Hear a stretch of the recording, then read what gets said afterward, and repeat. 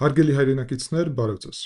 Այսօր ձեր հետ միասին խոսելու ենք եվրոպական միասնական զինված ուժերի ձևավորման գործընթացի գաղափարի մասին եւ այսօրվա իրականության, որովհետեւ օրերի ընթացքում արդեն վերջի ակտիվորեն հատկապես Հունաստանի պաշտպանության նախարարը Նիկոս Դենդիասը, որը հայ ժողովրդի բարեկամն է կարելի ասել, շատ անգամ այցելել է Հայաստանը, ինչպես նախկինում արտաքին գործերի նախարար, եւ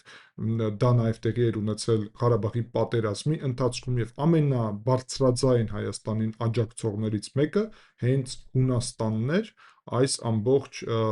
բարդ իրավիճակում։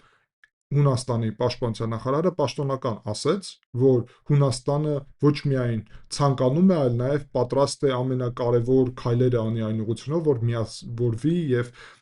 ձևավորվի այսպիսի եվրոպական զինված ուժեր։ Ինչ կապ ունի դա Հայաստանի հետ, ինչպես դա կարա մեզ օգնի,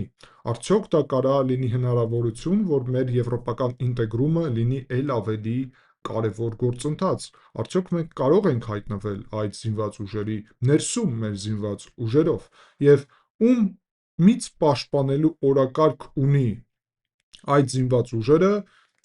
եվրոպական պետություններին, ով է գլխավոր թիրախը այդ ուրեմն ուժերի Եվրոպայից դուրս գտնվող եւ ում են աջակցելու։ Իհարկե կարելի է կարճ ասել, որ դա Ռուսաստանն է, որովհետեւ Ուկրաինայի դեմ պատերազմը սկսել եւ կարող է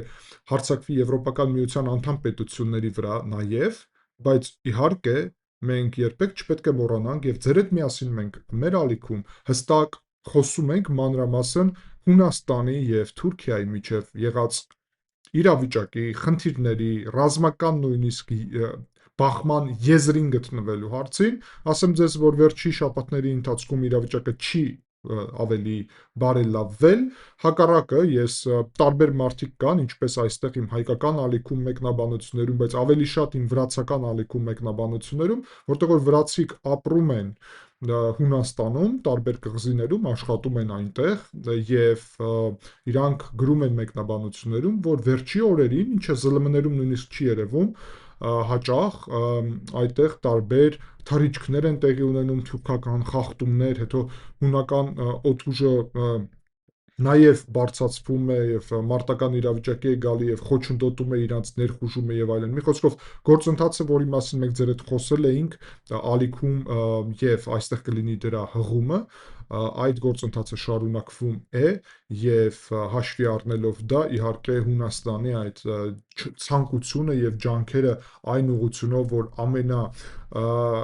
ակտիվ աջակցողներից մեկն է այս գաղափարի, հասկանալի է, որ սա ուղղված է ինչպես կոնկրետ ուրեմն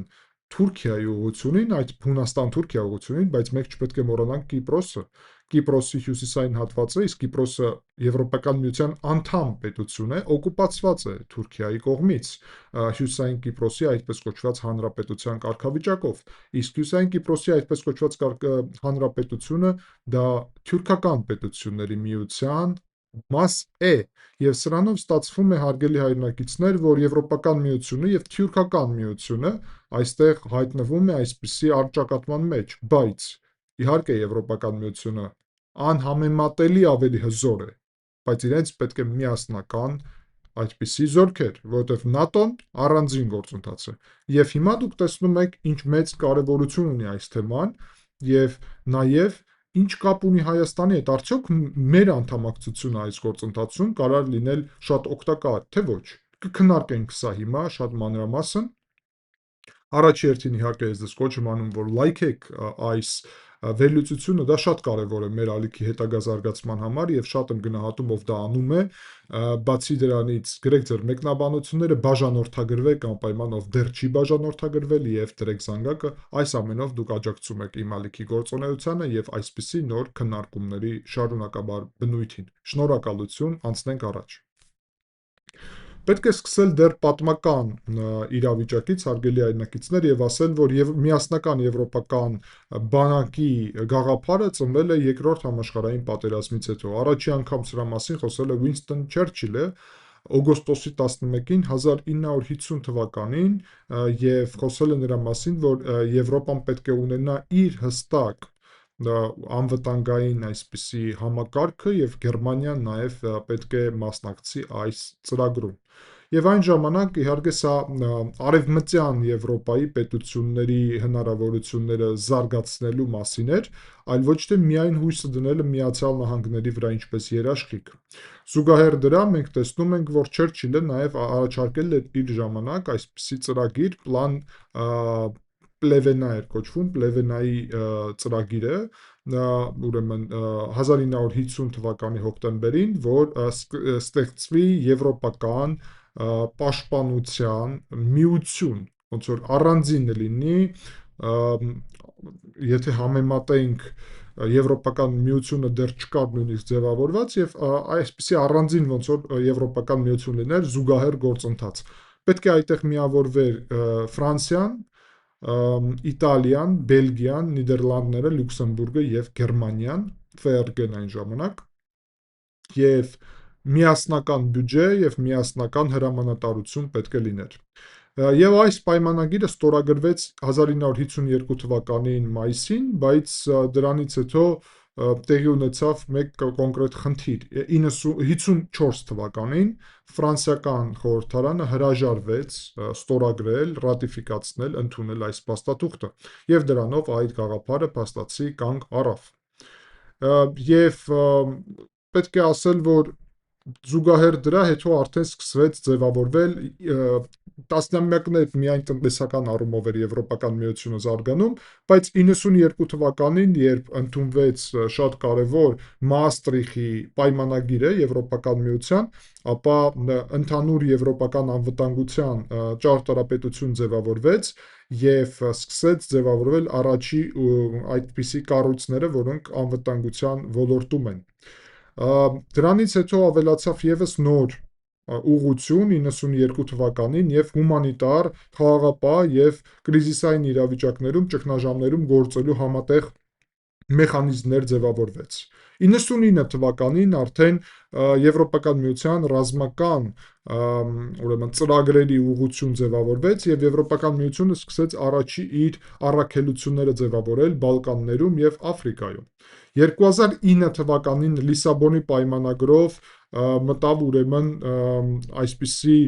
համատեղ պաշտպանության գաղափար եւ դրանով նաեւ կարելի ասել առաջ գնաց այդ ուղղությունը, իսկ 2017 թվականին արդեն Եվրոպական միության 23 պետությունը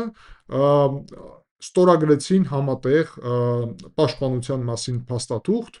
եւ PESCO է կոչվում այդ փաստաթուղթը եւ այդ փաստաթղթով փաստացի առաջի քայլը արեցին Եվրոպական միության համատեղ զինված ուժերի ձևավորման մասին։ Պետք է ասել, որ 1950-ական թվականների այդ գաղափարը երբ ուրեմն տապալվեց եւ նպատակին չհասավ, դրանից հետո երկար ժամանակ է այդ գաղափարների մասին որևէ մեկը չէր խոսում, բայց կամաց-կամաց սկսում էր զարգանալ արդեն 90-ական թվականներից եւ առաջի միասնական զորքերը ձևավորվեց 92 թվականներին ֆրանսիական եւ գերմանական միասնական բրիգադա, որտեղ որ 5000 զինծառայող կա։ Եվ հետո արդեն այդ Եվրոկորպուսի հրամանատարությունը Ստրասբուրգում էր գտնվում։ Եվրոպական միությունը սկսեց համատեղ նաեւ այդպիսի ծրագրեր եւ EU Battlegrounds էր կոչվում այդ ծրագիրը, բայց այդ ամենը մնում էր շատ սահմանափակ մինչեւ ուրեմն 2017 թվականի նոյեմբերին 28 պետությունից, անդամներից 23-ը մինչև չստորագրեցին PESCO կոչված համատեղ գործընթացը եւ այն ժամանակ Գերմանիայի ուրեմն բարձր պաշտոնյաները, պաշտպանության նախարարները խոսում են նրա մասին, որ Եվրոպական միությունում սկսվում է ձևավորվել համատեղ զինված ուժեր։ Պետք է ասել, որ համատեղ զինված ուժերի թեման շատ ավելի կարևոր զարգացում ստացավ արդեն հիմա այս մեր իրականությունում Ուկրաինայում պատերազմի սկզբից հետո։ Եվ հիմա ձեր հետ միասին անցնենք այս թեմային, շեղվենք նորից եւ արդեն վերադառնում ենք մեր իրողության մեջ։ Պատմության այդ հատվածը ավարտված է։ Ֆրանսիան դարել է գլխավոր հիմա աջակիցը եվրոպական ռազմավարական այսպիսի ավտոնոմիայի, այսինքն որ Եվրոպան լինի առանձին խաղացող, եւ դրա համար նախագահ Էմանուել Մակրոնը երկար ժամանակ է կոչ է անում, որ Եվրոպական միությունը պետք է ձևավորի առանձին սեփական զինված ուժեր, որոնք չեն լինի կախված Միացյալ Նահանգներից։ 2019 թվականին ինքը ՆԱՏՕ-ին կոչել էր ինչ-որ առումով, որ ՆԱՏՕ-ն մահացել է, քաղաքական այսպիսի գնահատականներ տվել, եւ որ ՆԱՏՕ-ն այնպիսի էլ էֆեկտիվություն չունի, ինչպիսին ուներ նախկինում։ 23 թվականին Լեբուրժեում տեղի ունեցած 20 եվրոպական առաջնորդների հետ Մակրոնը առաջարկում էր, որ ձևավորվի առանձին եվրոպական անվտանգության հակաօդային պաշտպանություն եւ ավելի նվազեցնեն կախվածությունը ամերիկյան զենքից, հույս ունենալով եւ զարգացնելով սեփական ուրեմն արտադրությունը նաեւ տարբեր ոլորտներում։ Եվ Մակրոնը ուրեմն պետք է ասել, որ եվրոպական այս պետությունների աջակցությունը Մակրոնի այդ առաջարկություններին այն ժամանակ հայտնվեց քիչ, եւ ընդհանուր առումով շատերը դեռ չաջակցեցին այս գաղափարին։ Մեր համար հասկանալի է, հարգելի այրեգիցներ, Էմանուել Մակրոնը հայ ժողովրդի բարեկամն է, հայ ժողովրդին կողքը կանգնել է ամենաբարդ իրավիճակում նաև, եւ երբ Ֆրանսիան եւ Հունաստանը գլխավոր պետություններն են, ով ուզում է Եվրոպական միությունում այսպիսի միասնական զինված ուժեր ձևավորել, ապա մեր համար այդ զինված ուժերը, նկատի ունեմ Հայաստանի համար, դա արդեն ստացվում է շատ դաշնակցային, շատ բարեկամ, նույնիսկ շատ առումով զինված ուժեր եւ ռազմական հնարավորություններ, այսինքն մեր համար սա շատ հետաքրքիր է։ Շարունակում ենք։ Գերմանիան պաշտոնապես աջակցում է այսպիսի ծրագրին, բայց միևնույնն է շարունակում է Միացյալ Նահանգների հետ խորացնել իրենց հարաբերությունները։ Բունդեսվերը, Գերմանիայի զինված ուժերը, հայտարարել է 100 միլիարդ եվրո ներդրումի մասին զինված ուժերում, նրանից հետո ինչ սկսվեց Ուկրաինայում պատերազմը, եւ շատ մասը այս գումարից գնալու է դեպի F-35-ների գնումը, այլ ոչ թե համատեղ եվրոպական ծրագրերը։ Եվ պետք է ասել, որ տարբեր ծրագրերը, որը կան Եվրոպայում, համատեղ պետք է տանկ ստեղծեին, համատեղ այսպիսի ուրեմն ինքնաթիռ պետք է ձևավորեին գերմանա-ֆրանսիական։ Այդ ծրագրերը իրականում կանգնած են եւ նույն Գերմանիան շարունակում է խորացնել կապերը Ամերիկայի հետ, բայց պետք է նաև ասել, որ Գերմանիան հստակ հայտարարել էր, Պիստորիուսը, իրանց պաշտպանության նախարարը հայտարարել էր, որ Միացյալ Նահանգներից զենք գնելը դա իհարկե ուրեմն միևնույն ժամանակ դա ժամանակ հաղթելու մասին է, որովհետև միանգամից Եվրոպան չի կարող ինքը այդպիսի ռազմական հնարավորություն ստեղծի, որը ունի Միացյալ Նահանգները։ Սա հասկանալի է, սա տրամաբանական է, բայց ուղիղ պետք է ասել, հարգելի այրնակիցներ, որ ամեն դեպքում, նույնիսկ այս դեպքում երկար ժամկետով իհարկե Եվրոպային պետք են իր սեփական հնարավորությունները։ Արևելյան Եվրոպայի պետությունները ուրեմն միևնույն է հույս են դնում հենց ՆԱՏՕ-ի վրա։ Էստոնիայի վարչապետը այն ժամանակվա եւ հիմա Եվրոպական միության արտաքին գործերի նախարարը փաստացի, ուրեմն Կայա Կալասը հայտարարել էր, որ եվրոպական բանակի ձևավորման գաղափարը այն ժամանակ էր հայտարարել, սա վտանգավոր գաղափար է եւ երկրորդ հրամանատարության ձևավորումը, որը ՆԱՏՕ-ի մի մասը կներառի, դա կարա ՆԱՏՕ-ի էֆեկտիվությունը ուրեմն դնի հարցի տակ։ Բացի դրանից պետք է ասել, որ Արևելյան Եվրոպայի պետությունները, ինչպիսին էին ուրեմն Լեհաստանը, Բալտյան պետությունները, Ռումինիան, հայտարարում են, որ սա կարա նաև խնդիրներ ստեղծի մեծ առումով, եւ նույն Լեհաստանը իր ժամանակ հայտարարել էր 2025 թվականին, անցյալ տարի, որ ուրեմն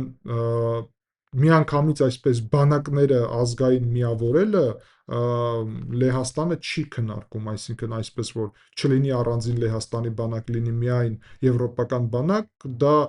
Լեհաստանը չի քննարկում, բայց միևնույն ժամանակ հայտարարել է, որ ուրեմն Վարշավան աջակցում է Եվրոպական միության ներքո ռազմական հնարավորությունների զարգացման ծրագիրը, եւ Լեհաստանը ունի իր սեփական օրակարգը, պատրաստվում է ստեղծել ամենախոշոր ցամաքային բանակը Եվրոպայում եւ շարունակում է ակտիվորեն համագործակցել համ ՆԱՏՕ-ի, համ Եվրոպական միության հետ։ Պետք է ասել, որ խոսքին ուրիշ պետությունները Եվրոպական միության, ինչպիսին է Իսպանիան խոսքին, իր արտաքին գործերի նախարարը Ալբա Ռեսան հայտարարել էր, որ Եվրոպան պետք է նաև իր պատասխանատվությունը վերցնի այս ուղղությունով եւ ընդհանուր առումով կարելի ասել աջակցել էր, բայց այսպես շատ մեղմ առումով այս գաղափարը։ Իտալիան, Նիդերլանդները եւ սկանդինավյան պետությունները համոզված են, որ պետք է խորացնել համագործակցությունը ռազմական առումով Եվրոպական միությունում, բայց համատեղ զորքեր ձևավորելու այդ գաղափարը փաստացի դեռ վաղ է քննարկել։ Եվ պետք է կոնցեպտի մասին նաև կարճ խոսենք, փոխենք հիմա մի փոքր թեման եւ հասկանանք, թե իսկ ինչ է այս ընդհանուր եվրոպական բանակը, ինչ են առաջարկում։ Այսինքն կա գաղափար, որ լինի միասնական զինված ուժեր։ Եվրոպական միությունում արդեն կան այսպիսի կառույցներ, որոնք կոորդինացնում են տարբեր հարցերը Եվրոպական միության ուղղությունով, բայց եթե ձևավորվի համատեղ այսպիսի զինված ուժեր, ապա պետք է լինի համատեղ հրամանատարություն եւ դա է ամենակարևոր մասը, այսինքն լինելու է թե ոչ համատեղ եվրոպական զինված ուժերի շտաբ եւ ՆԱՏՕ-ում կան այսպիսի զինված ուժերի շտաբ։ Եվ պետք է ասել, որ այսօրվա դրությամբ Եվրոպական միության ռազմական այս ծրագրերը ուրեմն կամ իրանց պետական ազգային շտաբերի կողմից են գործում կամ Բերլին պլյուս ծրագրի միջոցով ՆԱՏՕ-ի համակարգների զուգահեռ։ Եվ պետք է ասել, որ երկրորդ այդպիսի ձևաչափը ստեղծելը կարա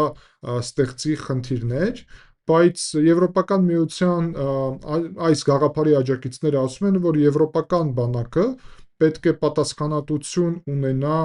ուրեմն այն ծրագրերի համար, որոնք ՆԱՏՕ-ից դուրս են, այսինքն ոչ թե փոխարինի ՆԱՏՕ-ն, այլ լրացնի ՆԱՏՕ-ն ինչ որ առումով։ Եվ պետք է նաև ուղիղ ասել, որ ուրեմն այս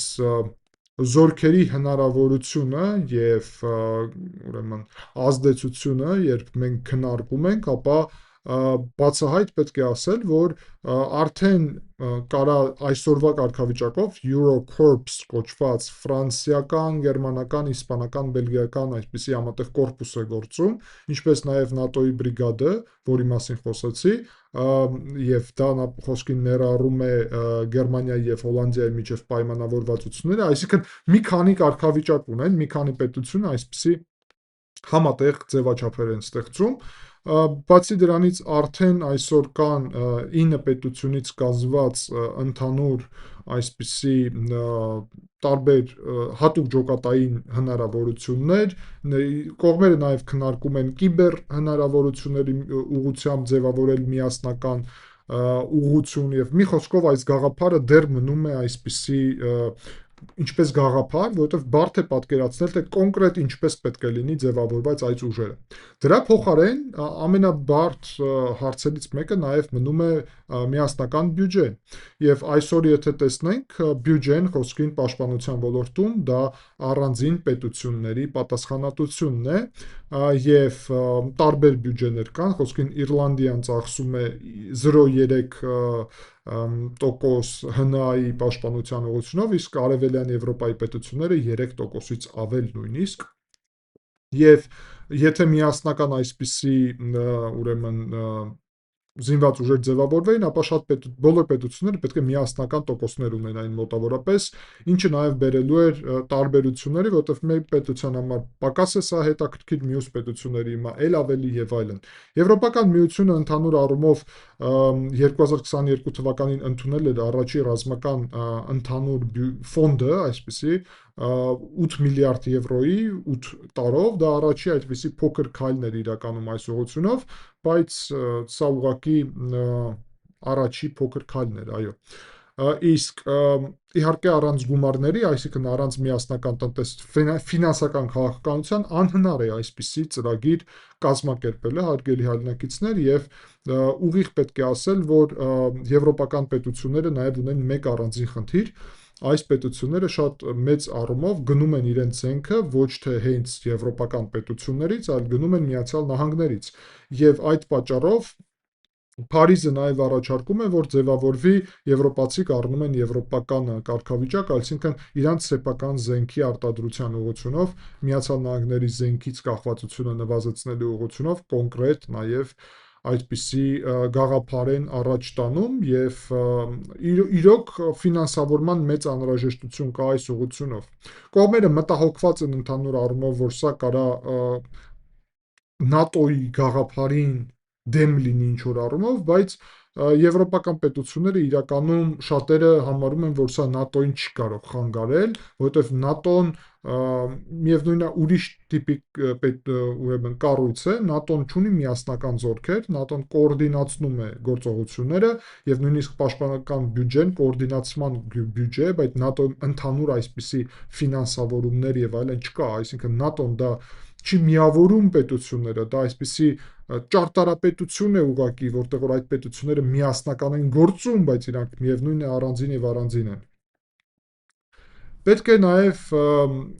90-ական թվականների կարևոր գաղափարը հիշել Մադլեն Օլբրայթի մոտեցումը 3D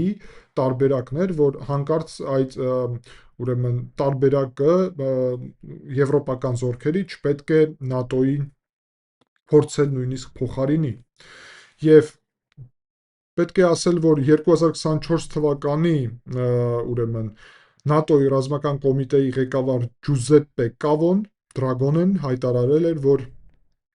ուղիղ չի աջակցում այս եվրոպական բանակի գաղափարը եւ շարունակում է համարել, որ տրանսատլանտյան կապերը շատ մեծ կարեւորություն ունեն եւ ամբողջ հիմքը պետք է լինի այդ ուղղությամբ։ Բայց պետք է ասել, որ նույն ՆԱՏՕ-ն արդեն Դոնալդ Տրամփի նախագահ դառնալուց հետո եւ իր մոտեցումներից հետո ՆԱՏՕ-ի գլխավոր քարտուղար Մարկ Ռյուտեն հայտարարել, որ Եվրոպական միությունը պետք է հրաժարվի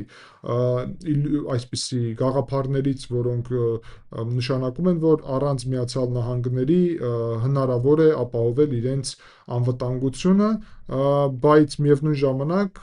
պետք է հասկանալ, որ Եվրոպական միությունը նաև իր մեծ դերը պետք է ունենա, այսինքն գաղափարը գալիս է նրան, որ ոչ թե հրաժարվել ՆԱՏՕ-ից, բայց սեփական դիրքերը ուղղակի ամրապնդել եւ կարողանալ բաժանել այսպիսի ուղղությունները։ Եվ Եվրոպական միությունը ընդհանուր առումով կարելի է ասել, որ գտել է նաև տարբեր ուրեմն հնարավորություններ այս ուղղությամբ եւ դրա վառ օրինակն է Վրաստանում եւ Հայաստանում գործող խոսքին Եվրոպական միության դիտորդական առաքելությունը։ Այո, սա զինված ուժեր չեն, բայց շատ մոտ են այդ կարգավիճակին, ոստիկանական այդպիսի հատուկ ուժեր են եւ իհարկե զինված չեն, բայց դա այսօրվա կարգավիճակն է, այսինքն Եվրոպական միությունը իր քաղաքականությունը ընդլայնել է, այդ թվում անվտանգային քաղաքականությունը, իսկ անվտանգությունը միշտ չի միայն զենքով եւ կարողացել է գտել Եվրոպական միությունը այն ոլորտները, որտեղ որ ՆԱՏՕ-ն չկա, այսինքն ՆԱՏՕ-ն եթե մտներ այստեղ, ապա դա ավելի խնդրահարույց կլիներ, քան եթե դա անում է Եվրոպական միության այս կոնկրետ առաքելությունը։ Բացի դրանից կարելի է ասել, որ Լոնդոնը նաև անհանգստացած է այս գործընթացները, որովհետև դուրս է մնացել այս ամբողջ քննարկումից, ամբողջ այս բովանդակությունից եւ եթե եվրոպական բանակի գաղափարը առաջ գնա, ապա Լոնդոնը նաև պետք է հասկանա, թե ինչ է անելու այս ուղղությունով։ Բայց ամենահետաքրքիրը նաև մեր համար դա Թուրքիան է։ Թուրքիան դուրս է մնալու այս գաղափարից եւ եթե մենք իրոք խոսենք ընդհանուր եվրոպական զորքերի մասին կամ ինչ որ համատեղ ձևաչափի մասին, որտեղ որ իհարկե խոսք չի գնում նրա մասին, որ ամեն պետությունը կկորցնի իր հնարավորությունները եւ զորքերը, ոչ, դրա մասին խոսք չի գնում, բայց ուղիղ պետք է ասել, որ Թուրքիան շատ անհանգստացած է, որովհետեւ նույն Հունաստանը Կիպրոսը կարող են հայտնվել շատ եւ շատ ավելի հզոր, եթե չլինեն միայն իրենք, այլ լինեն կոնկրետ Եվրոպական միության ուժերի հետ միասին։ Պետք է նաև շատ կարճ ձեր հետ միասին մենք խոսենք ուրեմն այս հնարավոր ռազմական այսպիսի կառույցի ռազմական հնարավորությունների մասին։ Տեսեք, Եվրոպական միության 27 պետությունը այս պահի դրությամբ ունի մոտավորապես 1.5 միլիոն զինծառայող։ Սա շատ ավելի շատ է, քան Ռուսաստանի 1 միլիոնը եւ նույնիսկ նման է Ամերիկայի 1.4 միլիոն մարդուն զինծառայողին։ Եթե վերցնենք եվրոպական ծախսերը, ապա եվրոպական ծախսերը ռազմական ուղղությունով Ռուսաստանի ծախսերից 4 անգամ ավելի շատ են։ Եվրոպական միության պետությունների բյուջեն 250 միլիարդ դոլար է, եղել ուրեմն 24 թվականին եւ 350 միլիարդ եվրո է դարել, ուրեմն 2024-ին միջև է դա 23-ին էր այդ թիվը, եւ հասել է Չինաստանի մակարդակին եւ շատ ավելի շատ է, քան Ռուսաստանի կոնկրետ մակարդակը եւ աստիճանը։ Բացի դրանից պետք է ասել, որ իհարկե Եվրոպական միությունը աշխարհում երկրորդ տեղն է փաստացի զբաղեցնում տնտեսությունով եւ ունի հնարավորություններ, որ ունենա այդ ուրեմն սեփական ուղղությունը եւ հնարավորությունները Միացյալ Նահանգների հետ զուգահեռ, այսինքն Միացյալ Նահանգները 1 տրիլիոն են ծախսում, այսօր Եվրոպան մինչև 400 միլիարդ է ծախսում, Եվրոպային պետք է հստակ ավելացնել բյուջեն եւ մոտենալ այդ 1 տրիլիոնին կոնկրետ այդ ցուցանիշին, որ Միացյալ Նահանգները ունի, հաշվի առնելով, որ իրանց զորքերի քանակը նույն քանակն է, ինչ ունի կոնկրետ Միացյալ Նահանգները։ Բացի դրանից պետք է ասել, որ Սիպրիի տեղեկատվությունով եվրոպական պետությունները աշխարհի զենքի ուրեմն արտադրության կարևոր տեղն են զբաղեցնում, խոսքին ինքնաթիռները Eurofighter-ը կամ Rafale-ը մեծ դեր ունի, ինչպես նաև տանկերը Leopard 2-ը, Leclerc-ը եւ ուրիշները, հակաօդային պաշտպանության համակարգները, նավերը եւ այլն, այսինքն Եվրոպական միությունը հզոր հնարավորություններ ունի։ Չնայած նրա, որ Եվրոպական միությունը Ռուսաստանից 10 անգամ ավելի շատ տնտեսություն ունի, ապա իրականում այդ տնտեսությունը այդքան էլ էֆեկտիվ չի այսօր ներառվում հենց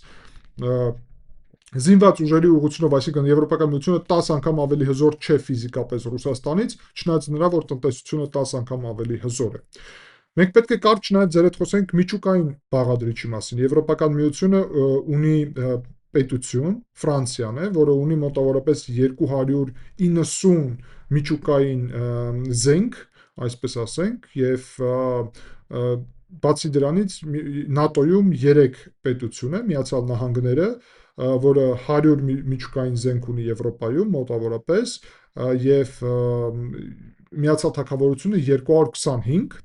այսինքն երկրորդ տեղն է Ֆրանսիան զբաղեցնում եւ Ֆրանսիան է գլխավոր միջուկային հիմքը եվրոպական այս բանակի կամ գաղափարի, այսինքն հասկանալի է, որ հենց Ֆրանսիան պետք է այդպիսի ուղղություն ունենա։ Բացի դրանից կողմերը առաջարկում են, որ արեք ձևավորենք համատեղ 6-րդ սերունդի ինքնաթիռ եւ տանկ եւ միասնական ծրագրով դա անենք, միասնական ծրագրով անենք նաեւ ԱԹՍ-ների արտադրությունը մի տրամաբանությունով եւ տանկերի արտադրությունը եւ եվրոպական պետությունները պետք է դրանով կարողանան նաեւ համատեղ ձևաչափ ունենալ։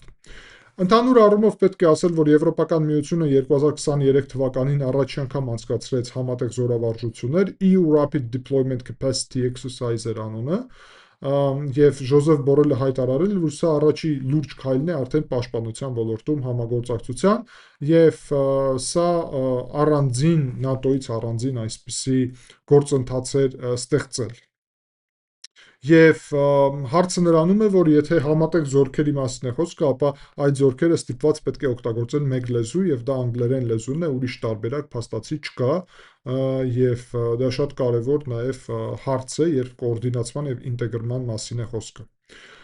Ինչ կարա լինի գլխավոր գաղափարները եվրոպական եւ նպատակները եվրոպական բանակի ընդհանուր այդպիսի զորքերի։ Իհարկե Եվրոպական միության սահմանների պաշտպանության ուղղությունով ներկայությունը եւ դա կարող ներառի ինչպես Եվրոպական միության ծովային սահմանների պաշտպանությունը, այդպես էլ ցամաքային եւ հատկապես հետաքրքիր է սա, ինչպես հասկանում եք, Հունաստանի եւ Կիպրոսի համար, հարգելի այնակիցներ, որովհետեւ Կիպրոսը օկուպացված է Թուրքիայի կողմից, իսկ Հունաստանում կան խնդիրներ Թուրքիայի հետ։ Եթե այս եվրոպական պետությունները ել ավելի կարողանան փաստացի աջակցել եւ տեղում ունենալ զորքեր, որոնք կօգնեն Հունաստանին, ապա Հունաստանը այդ հարցում հետաքրքրված է։ Բացի դրանից, ընդհանուր ուրեմն խաղաղապահ այսպիսի գործողություններ, որոնք կան Չադում, Մալիում, որոնք կան Սահելում, Մերձավոր Արևելքում, Վրաստանում, Հայաստանում, այդ ուղղությունով նաև իրենց ներդրումները ունենալ։ Սա իհարկե հատուկ ջոկատային ծառայություններն են, այդ թվում ճգնաժամերի վրա արձագանքը եւ նաև Եվրոպական միության համատեղ աջակցությունը որևէ ռազմական գործողությունների ժամանակ։ Հիմա հարգելի այնակիցներ, պետք է հասկանալ սա ինչ է նշանակում մեր համար, եւ սա շատ լուրջ հարց է, որովհետեւ սա Հայաստանի համար եւս մեկ օրինակ է նրա, որ Եվրոպական միության հետ մեր մոտեցումը, ինչպես նաև հուսով եմ Վրաստանի, բայց Վրաստանը այսօր ինչ իրավիճակում է, մենք ձեր հետ շատ լավ գիտենք, խոսում ենք դրա մասին հաճախ, շեղվել է Եվրոպական միությունից, բայց Հայաստանի համար Եվրոպական միության հետ ինտեգրման գործընթացները զարգացնելը, խորացնելը շատ կարևոր բաղադրիչ է եւ շատ կարևոր ուղղություն է,